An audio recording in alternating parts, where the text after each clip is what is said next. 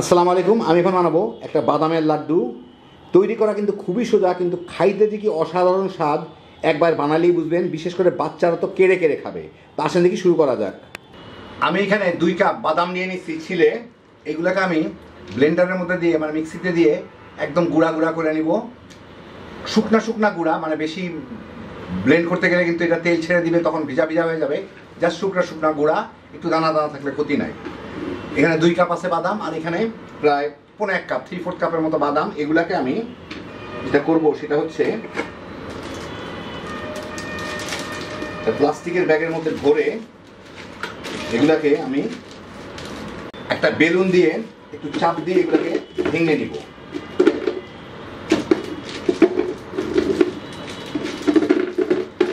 চাপ দিলে দেখেন সুন্দর সুন্দর সুন্দর করে ভেঙে যাচ্ছে, একদম যাতে মিহি গুঁড়া হয়ে না যায়। বাস আধা ভাঙা কিংবা 4 ভাগের 1 ভাগ এরকম ভাঙা হয়ে যাবে। একটু এরকম করলেই এগুলা ভেঙে সুন্দর সুন্দর গুঁড়া হয়ে যাবে।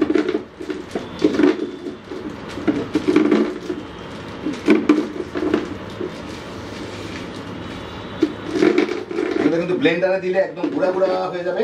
এর থেকে এভাবে ভেঙে নেওয়া অনেক ভালো।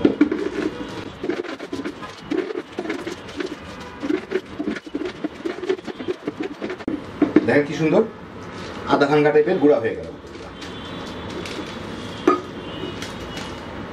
দু একটা আস্ত থাকলেও ক্ষতি নাই। তো বাদামগুলো আমি ব্লেন্ডারে দিয়ে গুঁড়া করে নিলাম। দেখেন এই যে এরকম গুঁড়া, একটু ভিজা ভিজা টাইপের হবে, কিন্তু এর থেকে বেশি গুঁড়া করতে গেলে কিন্তু এটা তেল ছেড়ে দিবে, তখন কিন্তু আর হবে না। মানে জাস্ট মোটামুটি একটু দানা দানা টাইপের একটু গুঁড়া হয়ে গেল। এই 8-10 সেকেন্ড লাগে কিন্তু গুঁড়া করতে ব্লেন্ডারে দিলে, যেটা মশলা গুঁড়া করি সেটাই দিলে। আমি এখানে 2 কাপ চিনি নিচ্ছি, যতখানি বাদাম ততখানি চিনি। এর মধ্যে 4টা এলাচি আমি একটু ভেঙে রাখছি, ওইটা দিয়ে দিব। গুঁড়া করে রাখছি আর কি, যাতে খুব জলদি ফ্লেভারটা চলে আসে। আর এর সাথে 1 কাপ পানি দিব, দিয়ে আমার একটা শিরা বানায় নিতে হবে। চিনিটা ফুটে ওঠার পরে প্রায় মিনিট 5 মতো জাল দিলাম। একটু আঠা আঠা হইলে হবে, এটা কিন্তু কোনো তার তুলের দরকার নাই, জাস্ট একটু হাতে আঠা আঠা লাগলেই হয়ে যাবে, তার করার দরকার নাই। এখন এর মধ্যে আমি এই বাদামের গুঁড়াগুলাকে দিয়ে দিব, দিয়ে চুলার জালটা একটু কমায় দেই।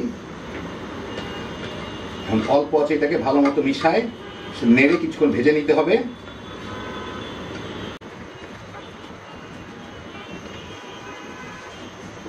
একটু শুকায় নেওয়া পর্যন্ত আর নাড়ার উপরে রাখতে হবে, নিচে যাতে লেগে না যায়।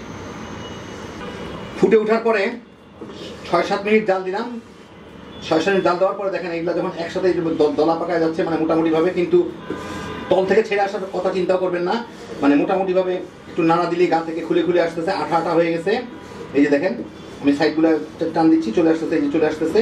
পানি পানি নাই। আমি চুলাটাকে এখন বন্ধ করে দিব, কারণ এটা চিনির জিনিস, কিন্তু হঠাৎ করে ঠান্ডা হলে কিন্তু হঠাৎ করে একসাথে জমে যাবে। সেই জন্য এটা একটু বেশ ঘন ঘন অবস্থা রাখতে হবে।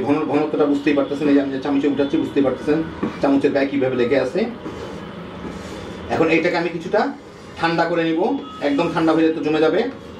কিছুটা ঠান্ডা হলে এটা আমি লাড্ডুগুলো বানানো শুরু করবো। আর এর মাঝে এটাকে 2-4 বার নেড়ে দিব ঠান্ডা হওয়ার মাঝে, যাতে উপরের দিকটা শক্ত হয়ে জমে না যায়। পুরোটাতে একসাথে ঠান্ডা হয় আর কি, ধীরে ধীরে।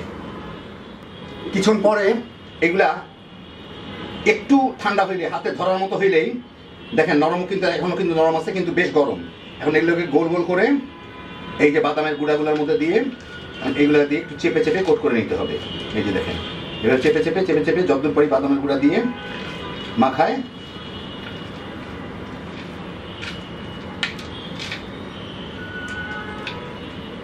সুন্দর করে বাদামগুলো লাগায়,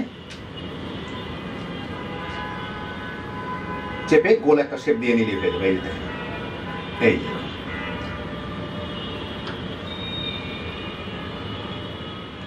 এই দেখেন হয়ে গেল আমার দারুণ মজার বাদামের লাড্ডু। দেখলেন তৈরি করা একদমই সোজা, আর কি যে মজা খাইতে, একবার বানাইলেই বুঝবেন। 2 কাপ বাদাম মানে প্রায় আধা কেজি বাদাম দিয়ে অনেকগুলো লাড্ডু বানিয়ে নিতে পারবেন। আপনাদের দেখার জন্য আমি মাত্র কয়টা রাখলাম, প্রায় 12-13টার মতো লাড্ডু হয়েছে। এগুলা কিন্তু একদম পুরো ঠান্ডা হলে একদম শক্ত হয়ে জমে যাবে। তারপর আপনারা যে কোনো কন্টেনারে ভরে অনেক দিন রেখে দিতে পারবেন। আমি দেখানোর জন্য আপনাদের গরম গরমই দেখাচ্ছি আর কি।